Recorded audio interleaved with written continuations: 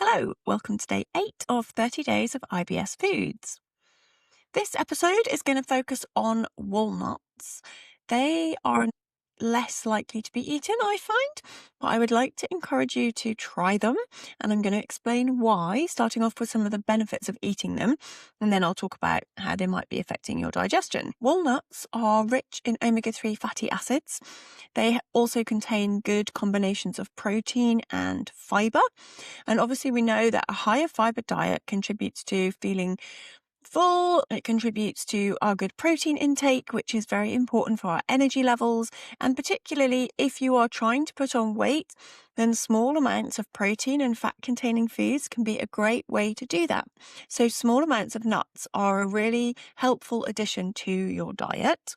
The type of fat in walnuts is ALA, which is a plant-based omega-3 fatty acid, and we need this from our diet. We cannot make it ourselves, so we need to eat lots of sources of, typical omega-3 rich foods would be oily fish, but if you're vegan, then things like walnuts and hemp seeds, a little bit of flax can all add to your daily intake of ALA or omega-3 type of fats. So with the particular type of fibre that is in walnuts, I found this great study when I was researching this episode that eating 43 grams a day over 2 weeks has been shown to increase beneficial bacteria like Ruminococcus and Bifidobacteria and decrease some of the bad type of bacteria like Clostridium species. So in 2 weeks, eating 43 grams of walnuts had an impact. And this was a good study because it was a washout study where people had a normal diet for a few days, then they did 2 weeks of eating the nuts, and then they swapped over and had 2 weeks without the nuts, and they measured their gut bacteria. The only thing that they changed for these participants was eating walnuts, and they saw some changes in their gut bacteria in a positive way. So if that's encouraged you to add them to your diet, then let's think about how they might affect you. So walnuts are low FODMAP up to about 30 grams, which is not masses. It's 15 half a walnut. So if you have been very sensitive to the GOS, the galacto-oligosaccharide type FODMAPs in the past, and that also includes almonds, hazelnuts, lentils, those kind of like pulses, then maybe you want to go a little bit careful. But you could start off with just having 3 walnut halves. You don't have to eat a whole handful on the first go. Just adding them at a really small dose could be enough to start some of this positive transformation.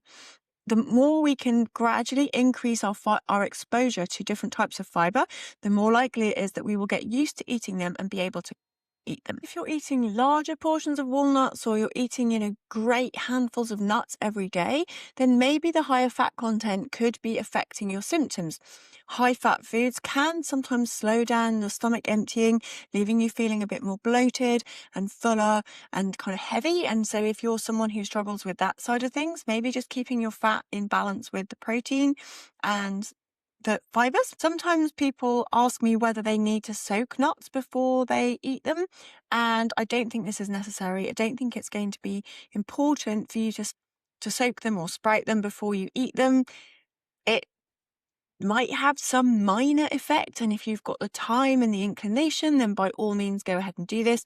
But I would much rather people just try eating the nuts and don't let the thought that you have to do all this whole process of soaking and drying them and putting them in the oven to make them edible. They are edible how they come in the packet, and you should be able to tolerate small portions of them in any way. So you can just have them when they're raw. So I hope that will encourage you to try walnuts. They are low FODMAP at a small handful level, which is up to about 30 grams, and that should be every day. So if you can have a small amount of nuts, it's the same for things like almonds and hazelnuts. They're all in the same category, but I picked walnuts because they're quite bitter, and sometimes people don't think of those first. They tend to go more for cashews, pistachios, and almonds, but cashews and pistachios are very high in FODMAPs and much more likely to cause bloating and intolerances. So I would go for the low FODMAP nuts first. And just to finish up, thinking about our diversity and adding 30 plant-based foods a week, Nuts are a great way to get that diversity. You can have different handful of nuts every single day, and that would give you, 5, 6, 7 different types of plant-based fibers that are going to be beneficial to your gut microbes, helping you with your nutrient intake. It doesn't take masses of effort. You can just literally take it from the packet and you're done. So it doesn't take a lot of preparation like some vegetables might do. Okay, let's come back tomorrow for another day in my 30 days of IBS foods.